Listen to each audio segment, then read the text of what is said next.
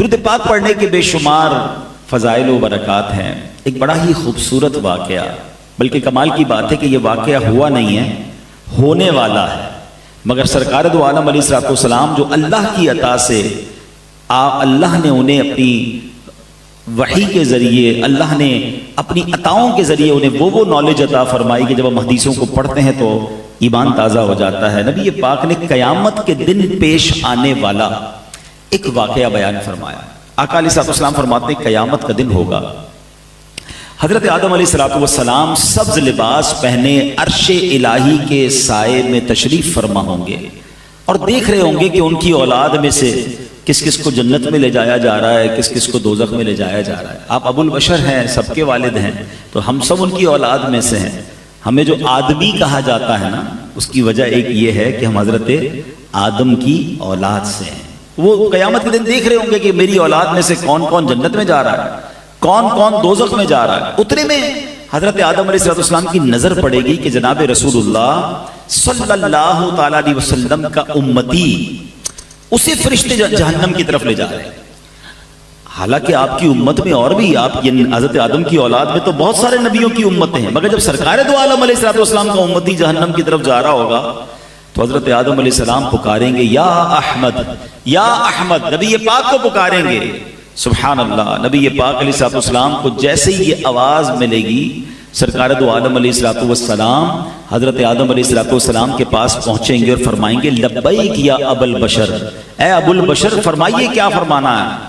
تو حضرت آدم علیہ السلام کہیں گے کہ یہ آپ کا امتی ہے، فرشتے اسے جہنم کی طرف لے جا رہے ہیں. نبی پاک علیہ السلام فرماتے ہیں کہ جب میں یہ سنوں گا تو میں حضرت آدم علیہ السلام کی صدا سن کر فرشتوں کے پاس جاؤں گا اور آقا فرمائیں گے اے میرے رب کے فرشتوں ٹھہر جاؤ.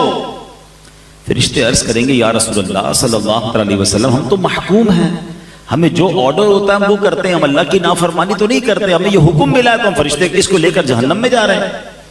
تو اب نبی پاک علیہ السلام اپنے مبارک ہاتھوں سے اپنی داڑھی کو پکڑ کر عرش الہی کی طرف رک کر کے عرض کریں گے اے میرے رب کیا تو نے مجھ سے وعدہ نہیں فرمایا کہ میری امت کے معاملے میں مجھے غمگین نہیں کرے گا؟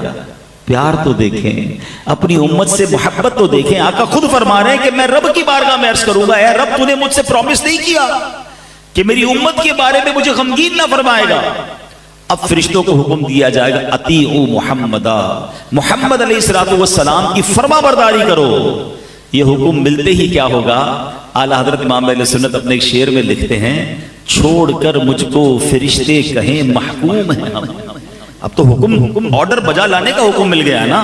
چھوڑ کر مجھ کو فرشتے کہیں محکوم ہیں ہم، حکم والا کی نہ تعمیل ہو زہرا کیا ہے. حضور آپ کا حکم نہیں مانیں گے تو کس کا مانیں گے؟ اب نبی پاک فرمائیں گے کہ اس بندے کو پھر میزان عمل پر لاؤ. اعمال تولے گئے ہوں گے، رزلٹ اناؤنس ہو گیا ہوگا، گناہ زیادہ ہوں گے، جہنم میں جانے کا فیصلہ ہو گیا ہوگا، مگر آقا فرمائیں گے پھر میزان پر لاؤ، پھر اس کی اعمال تولو. اب جب اس کے اعمال تولے جائیں گے تو نبی پاک علیہ السلام فرماتے ہیں میں اپنی جیب سے ایک کاغذ کا ٹکڑا نکالوں گا اور اس کی نیکیوں کے پلڑے پر رکھ دوں گا.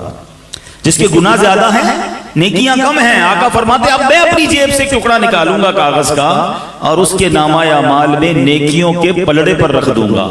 نبی پاک فرماتے ہیں جیسے ہی وہ پرچہ رکھوں گا اس کی نیکیوں کا پلڑا بھاری ہو جائے گا. اچھا اب جیسے ہی یہ سارا کچھ منظر ہوگا تو محشر میں ایک شور برپا ہو جائے گا، کامیاب ہو گیا، نیکیوں کا پلڑا بھاری ہو گیا، اب اسے جنت میں لے جاؤ. سبحان اللہ. اسی کلام کا شعر ہے نا صدقے اس رحم کے اس سایہ دامن پہ نثار، صدقے اس رحم کے اس سایہ دامن پہ نثار، اپنے بندے کو مصیبت سے بچایا کیا ہے. اچھا اب یہ سارا ماجرا تو ہو جائے گا مگر کمال یہ ہے کہ جس بندے کا یہ معاملہ ہوگا نا وہ نہیں پہچانا ہوگا ابھی تک کہ یہ ہے کون سی ہستی جنہوں نے میرا اس مصیبت میں ساتھ دیا. آرڈر ہو چکا ہے، جہنم فرشتے لے جا رہے ہیں، انہوں نے آ کر انٹرسپٹ کیا، میری نیکیوں کا پلڑا بھاری کیا، میرا جنت کا آرڈر نکل آیا.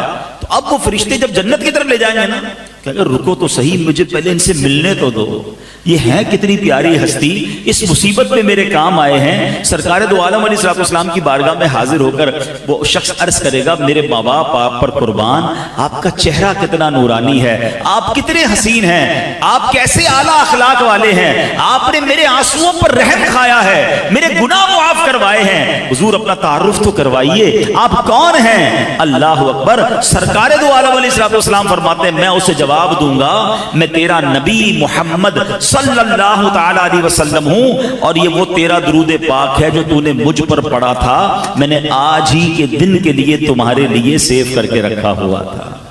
اللہ اکبر، اللہ اکبر۔ دو باتیں سیکھنے کو مل رہی ہیں اس حدیث میں۔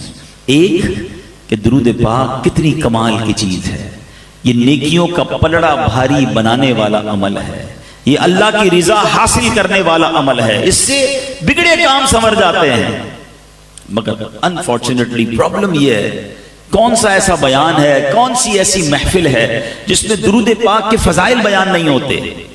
مگر اگر ہم دیکھیں تو یہاں بہت بڑی تعداد جو ہے پورا دن گزر جاتا ہے ایک بار بھی درود نہیں پڑھتے ہیں، حالانکہ یہ کثرت سے پڑھنے والا وظیفہ ہے۔